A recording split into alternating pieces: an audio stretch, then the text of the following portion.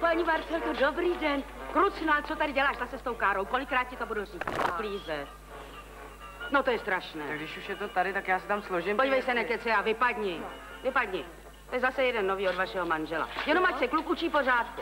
No ne, vy jste zase nová. Ale neříkejte, když jste to viděla. Neviděla, to máte úplně nové. Vy jste přece kočka. Vy jste přece ten váš manžel, ten si dovedl. Uklíbám, milost paní.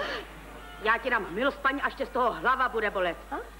Já mám pro vás výborné zboží. Ty máš čas, ty toho budeš mít víc. Pojďte sem, pojďte, já vám to ukážu. Co máte? Víte, co jsem vám nechala? No.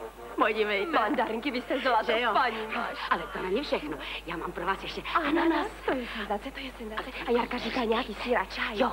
Mám.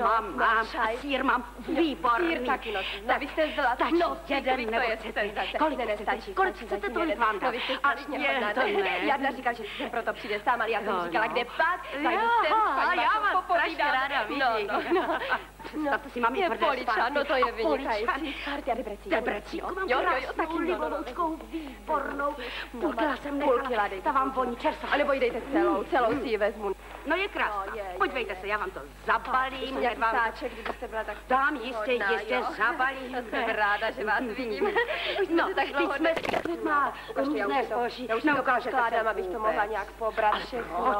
Ale proč? Teď vám to přece kluk může donést k autu. Víš, že to zaneseš k autu. Je mi líto, ale šéf čeká. Tadyhle je seznam, tady jsou flašky a já si na to počkám, aby to souhlasilo všechno. Tak vám děkuju, paní Mášo. No prosím, nashledanou, Marce.